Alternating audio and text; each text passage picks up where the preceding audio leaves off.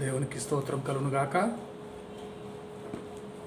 2026 సంవత్సరపు ఈరోజు 28వ శ్రమల ధ్యానంలో మార్చ్ 21 తేదీ శనివారము. ఈరోజు 28వ తేదీలో ప్రవేశించాము. వీళ్ళారా రండి, దేవుని వాక్యం చదువుకుందాం. లూకాసు వార్త 22వ అధ్యాయము 7 నుండి కొన్ని వచనాల వరకు. పస్కా పశువును వధింపవలసిన పులియని రొట్టెల దినం రాగా యేసు పేతురును యోహానును చూచి, మీరు వెళ్ళి మనము భుజించుటకై పస్కాను మన కొరకు సిద్ధపరచడని వారిని పంపెను. ప్రార్థన చేసుకుందాం. పరిశుద్ధుడా, మహోన్నతుడా, కృపా సత్య సంపూర్ణుడా, గొప్ప పరలోకపు నాయన, నీ పరిశుద్ధమైన నామమును బట్టి నిన్ను స్తుతించి ఆరాధించి పూజించుటకు చేరి కూడి వచ్చిన మేమందరినీ జ్ఞాపకం చేసుకొని ఈ 2026 సంవత్సరపు శ్రమల ధ్యానములలో ఈరోజు 28వ దినము మేము ప్రవేశించున్నాము. దీనులమైన మేము నీ పరిశుద్ధ వాక్యమును ధ్యానించుతుండగా మాకు దీవెనకరముగా, ఆశీర్వాదకరముగా, నీకు మాత్రమే మహిమ తెచ్చువారముగా మా ధ్యానముండునట్లు ఆశీర్వదించమని యేసయ్య అతి శ్రేష్టమైన పరిశుద్ధ నామమున ప్రార్థన స్తుతించి అడిగి వేడుకొంచున్నాము మా గొప్ప పరలోకపు తండ్రి. ఆమేన్, ఆమేన్. ప్రియులారా, మీకు అందరికీ తెలిసిన ప్రకారము పస్కా పండుగ. ఈ పస్కా పండుగ ప్రతి ఏటా మార్చి నెలలో, ఏప్రిల్ నెలలో మధ్యలో వస్తుంది. మార్చి ఏప్రిల్ నెలల మధ్యలో. ఎబ్రీ క్యాలెండర్ ప్రకారము అబీబ్ నెల అన్నారు. అబీబ్ నెల ఎబ్రీ క్యాలెండర్లో 12 మాసములు ఉంటాయి. 12 మాసములు సమానంగా ఉంటాయి. 30 రోజులు ఒక మాసము. అందులో అబీబ్ నెల మొదటి నెల. అబీబ్ నెల తర్వాత నీసాన్ అని పిలువబడింది. నీసాన్ నెల అని పిలువబడింది. ఇప్పుడు నీసాన్ అని పిలుస్తున్నారు. అబీబ్ నెల వసంతకాలపు ఆరంభం. పంట చేతికొచ్చి నూతనమైన పంట సమయం. ఇశ్రాయేలీలు, యూదులు బబులోను చెరకు 70 సంవత్సరాలు పోతారు. ఆ బబులోను చెర నుంచి వచ్చిన పిదప తర్వాత అబీబ్ నెలను నిసాన్ నెలగా పిలుస్తున్నారు. మనం ఇప్పుడు అబీబ్ అనే నిసాన్ నెలలో మార్చి నెల, ఏప్రిల్ నెల మధ్యలో ఈ పస్కా దినములలో మనము ధ్యానించుకుంటున్నాం. శ్రమలు, ప్రభుల వారు పొందిన శ్రమలు. అయితే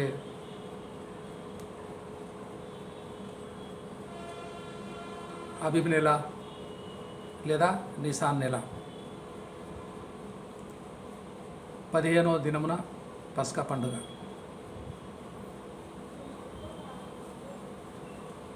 దేవుని వాక్యము చెప్పినట్టు పస్కా పశువును వధింపవలసిన పులిని రొట్టెల దినము రాగా యేసు పేతురును యోహానును చూచి, మీరు వెళ్ళి మనము భుజించుటకై పస్కాను మన కొరకు సిద్ధపరచుడని వారిని పంపెను.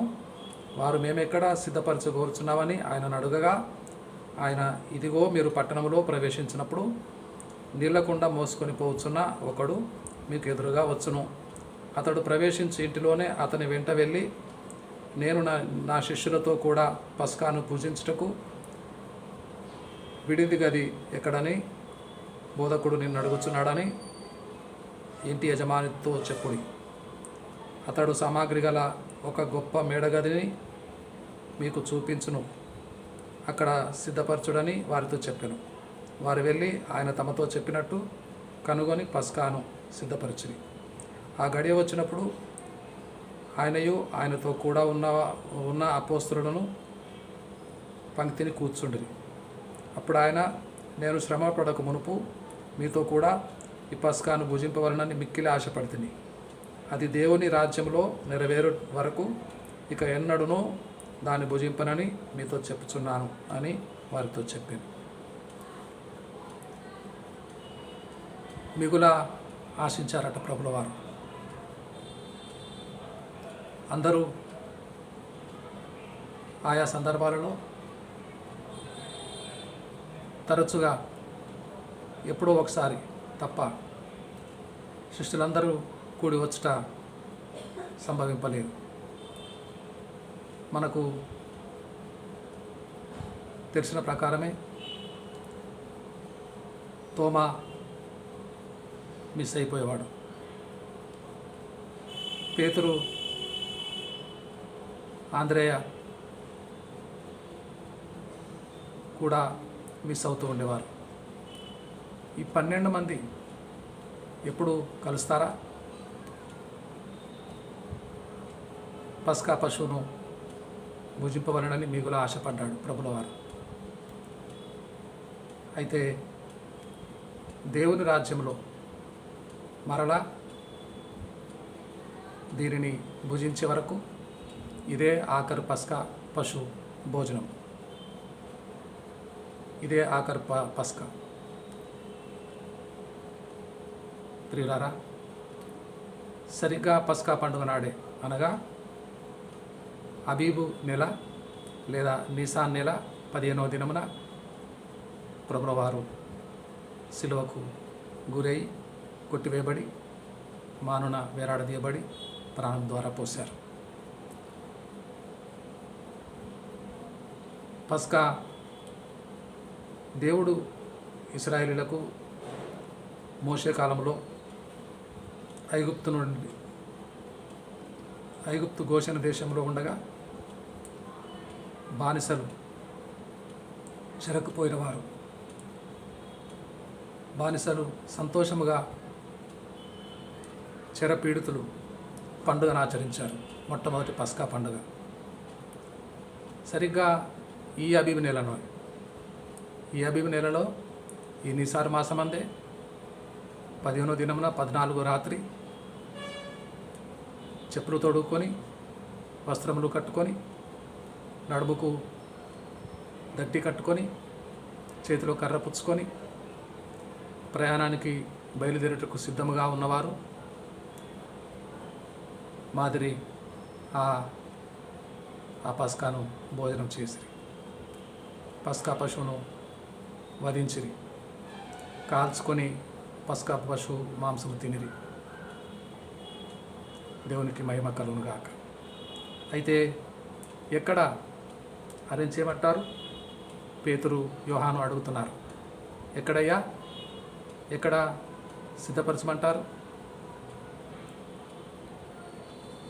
పట్టణంలోనికి వెళ్ళి నీళ్ళ కుండ మోసుకొని పోయి ఒకడు నీకు తారసపడతాడు. అతను ఏ ఇంటిలోకి వెళ్తాడో ఆ ఇంటిలోనికి అతనితో పాటు వెళ్ళండి. అతను సామాగ్రి గల గొప్ప మేడగదిని మీకు చూపిస్తాడు. బల్ల, ద్రాక్షరసము, రొట్టెలు సిద్ధపరచుంటాయి అని భక్తిగల యోహన్న కుటుంబం 24వ అధ్యాయంలో, లూకా సువార్త 24వ అధ్యాయంలో 10వ వచనము ప్రకారము ఈ సంగతులు అపోస్తలులతో చెప్పిన వారెవరనగా మగ్దలేనే మరియు యోహన్నయు, యాకోబు తల్లి అయిన మరియయు, వారితో కూడా ఉన్న ఇతర స్త్రీలు. ఇక్కడ మగ్దలేనే మరియ, యోహన్న ప్రభుల వారి అనగా యాకోబు గారి తల్లి అయిన మరియ, మరి ఇతర స్త్రీలు. ఈ యోహన్నయే ఆ ఇంటి యజమానురాలు. పట్టణంలో తిన్నని తనబడిన వీధిలో మెడగది యజమానురాలు ఈ యోహన్న. యెరూషలేము పట్టణంలో భక్తిగల అమ్మ, వరుసకు బంధువులు అవుతారు, పిన్నిగారు అవుతారు ప్రభుల వారికి.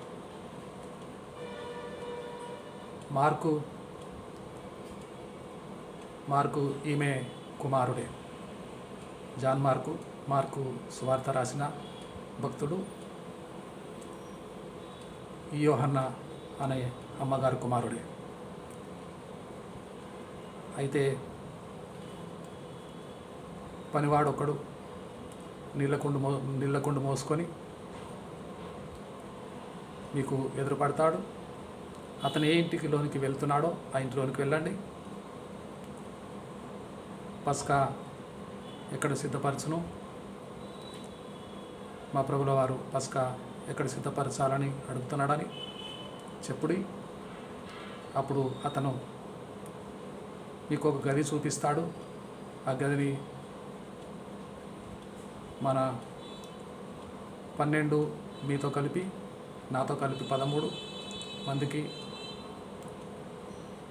వడ్డించిన సిద్ధపరిచిన రొట్టెలు, ద్రాక్షరసము, బల్ల ఏర్పాటు చేసి మీకు అప్పగిస్తాడు. అది తీసుకొని రండి నాయనలారా అని పేతురు యోహానును పంపిస్తాడు. వారు వచ్చి ఆ ప్రకారమే చేస్తారు. మేడగది యోహన్న గారి అమ్మగారి ఇల్లు. బహుభక్తి పర్రాలు, ప్రార్థన పర్రాలు, పరిచర్య చేయుటకు ఎల్లవేళలా సిద్ధపడిన అమ్మగారు. దేవుని సేవకులకి ఆతిథ్యం ఇచ్చుండిన అమ్మగారు, తల్లిగారు. ఆ గృహములోని మేడగది ఏర్పాటు చేయబడింది. ఆ గదిలో చివరిసారిగా దేవుని రాజ్యములో మరలా పస్కా దేవుని రాజ్యంలో కూడా ఉంటుంది. దేవుని రాజ్యము భోజనము మాత్రమే కాదు, పానము మాత్రమే కాదు అని ప్రభుల వారు అపోస్తుడైన పౌలుతో జ్ఞాపకం చేసినట్టుగా పరిశుద్ధాత్మయందలి ఆనందముతో కూడా ఆ పస్కా, పరలోక రాజ్యంలో ఆ పస్కా ప్రభువు భోజనపు బల్ల మీద మనందరితో ఆ పస్కా భోజనం ప్రభుల వారు మనందరికీ కోరి ముక్క ముంచి, ద్రాక్షరసంలో ముక్క ముంచి మనకు తృప్తి తీరా కడుపార మనం నిమ్మలము పొందినట్లుగా భోజనం పెడతారు.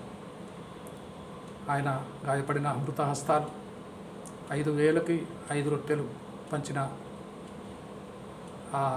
పంచిపెట్టిన విరిచిన అమృత హస్తాలతో మనందరికీ కడుపార భోజనం పెడతారు.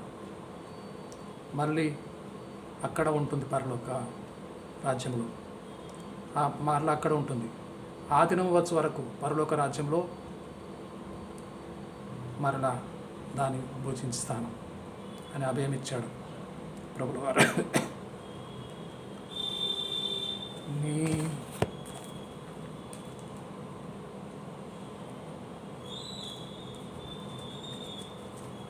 ఈ సందర్భంగా పాట ఒకటి పాడుకుందాం.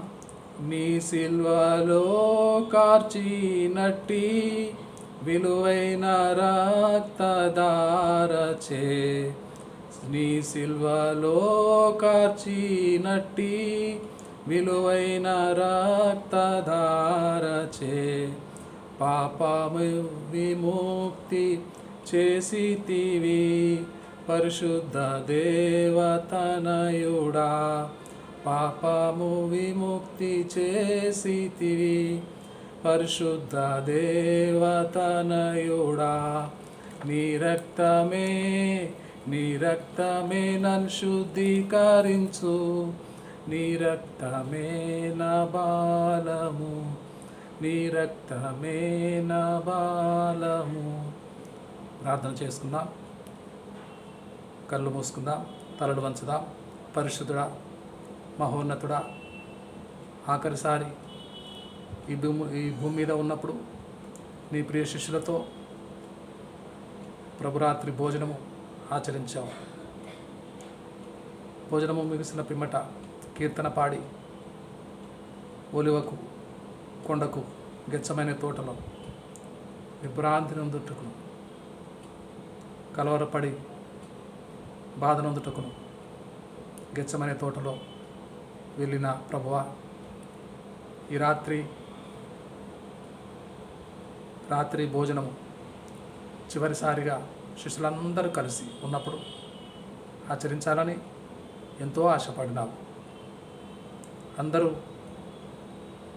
12 మంది సంపూర్ణ సంఖ్య ఉన్నప్పుడు ఒక్కొక్కరికి చేతులతో పెట్టి ముక్కలు ముంచి కడుపారా తినిపించి భోజనము చేపించి తృప్తిపరిచిన దేవుడు. ప్రియప్రభుల వారు పరలోక రాజ్యములో మరలా మా అందరితో కలిసి భోజనము చేసే సందర్భం కొరకు మేమంతా నిరీక్షణ గలవారమై నిన్ను చేరుకోవాలని ఆశ గలవారమై ఆశపడిన ప్రాణములను తృప్తిపరుస్తావని మిగుల ఆసక్తితో కనిపెట్టుకొని ఉండగలిగే భాగ్యము దయచేయమని యేసుక్రీస్తు ప్రభుల వారి పరిశుద్ధ నామమున ఈ చిన్న స్తుతి ప్రార్థన అడిగి వేడుకొంచున్నాము మా గొప్ప పరలోకపు తండ్రి. ఆమేన్. మన దేవుడైన పరలోకపు తండ్రి ప్రేమయు వాత్సల్యమును కనికరమును క్రీస్తు ప్రభుల వారి కృప కనికరము దయ ప్రేమ పరిశుద్ధాత్మ దేవుని అన్యోన్య సహవాసము కాపుదల నెమ్మది క్షేమము భద్రత సార్వత్రిక సంఘమందరితో సదాకాలము మనకందరికీ తోడై ఉండునుగాక. ఆమేన్. ఆమేన్. దేవునికి స్తోత్రం అండి. హల్లెలూయా.